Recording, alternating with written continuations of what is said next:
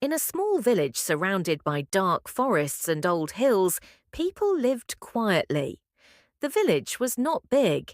There were only about 100 houses, and everyone knew each other. The roads were made of dirt, and the houses were old with red roofs and small wooden windows. The village looked peaceful from outside, but inside it had a strange tradition, something that nobody talked about with outsiders. Every year, on the same day, all people of the village gathered in the village centre. They stood in a big circle. In the middle was a black wooden box. Inside that box were small folded papers, lottery slips. But this was no normal lottery. This lottery was not about money. It was not about gold or prizes. It was about something much darker. No one smiled on lottery day. The children were not allowed to play, the shops stayed closed, and a deep silence covered the whole village. One day, a girl named Lena moved into the village with her grandmother. Lena was only 16 years old. Her parents had died in a car accident 1 year ago, and her grandmother was the only family she had left. Her grandmother was old and didn't speak much. She said they had to move to this village because it was quiet and peaceful. But Lena didn't know the real reason. She didn't know that her grandmother had lived in this village long ago and had run away from it. But now something had brought her back. Maybe it was fear, maybe it was guilt. Lena was curious. She loved books and stories. She liked asking questions. But whenever she asked the villagers about the lottery, they turned their faces away. Some said, "Don't talk about it, child." Others just walked away. Even her grandmother said nothing when she asked. But Lena saw the fear in her grandmother's eyes every time she said the word lottery. That fear made Lena even more curious. She wanted to know the truth. She needed to know. The days passed quickly. Lena made a few friends: Tom, a boy with kind eyes who worked at the bakery, and Emma, a girl who lived near the well. Tom told her that something strange happened every year, but he didn't know what it was. His parents never explained it to him. Emma only said, "You'll see on the 30th. Lena marked the date on her calendar. It was only 1 week away. That week, strange things started happening. Lena saw her grandmother writing a letter late at night, tears falling from her eyes. She tried to read the letter, but her grandmother hid it quickly. Lena also saw some men in black clothes visit every house and give small black envelopes to the families. No one smiled. Everyone looked afraid. Lena asked Tom about the envelopes. He only whispered, "They contain the names." Names of what?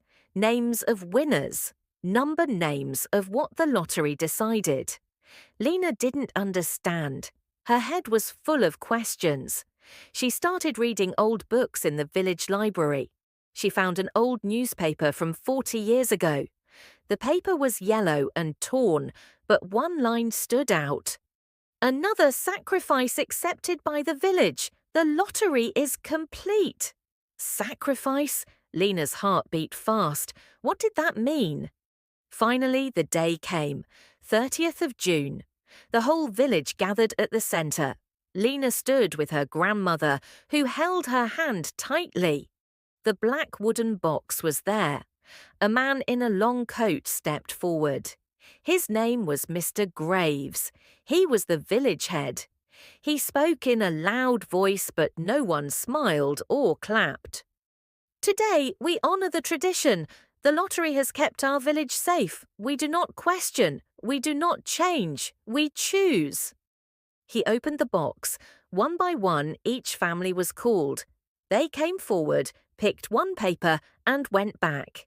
The paper was folded. No one opened it until the end. Lena's turn came. Her grandmother stepped forward and picked the paper. Her hand shook. Her face turned pale. When all families had taken one paper, Mr. Graves said, "Now we open." One by one, people opened the paper. They all looked for a black dot. If your paper was blank, you were safe. But one paper had a black dot. One paper meant something terrible. Lena heard a woman scream. It was Emma's mother. She had the black dot. Emma stood frozen. The villagers started moving slowly, silently. They didn't cry, they didn't fight. Emma's mother was taken to the forest behind the village.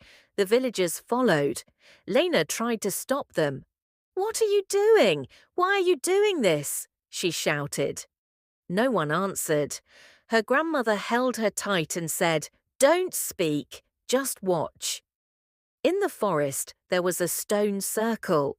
Emma's mother was made to stand in the middle. Mr. Graves raised his hand. For peace, for safety, for the land. And the villagers threw stones. Lena couldn't believe her eyes. They killed her, not for crime, not for revenge, but because the lottery chose her. The villagers believed this sacrifice would keep away disease, war, and hunger. It was old, it was tradition, it was fear. That night, Lena cried for hours. Her heart was broken.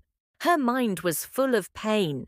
She asked her grandmother, "How can they do this? Why do they believe in this?"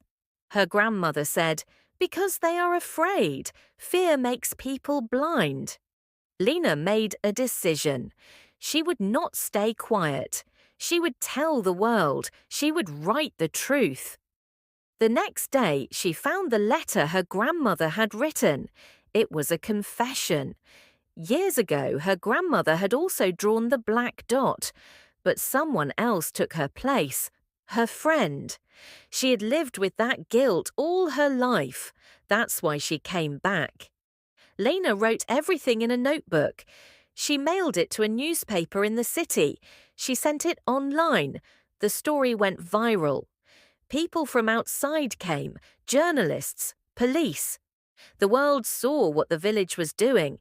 The lottery ended that year, forever. But Lena never forgot. She still saw Emma's eyes in her dreams. She still remembered the silence of the villagers.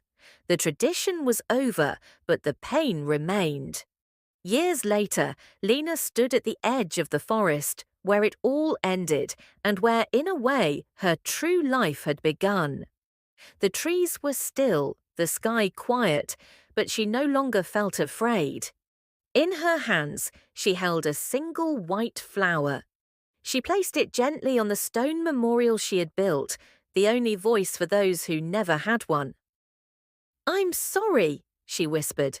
"You were never forgotten." And as the wind passed through the trees, it felt like a soft reply. Not of forgiveness, not of anger, but of peace. Lena turned and walked away, not to forget, but to live.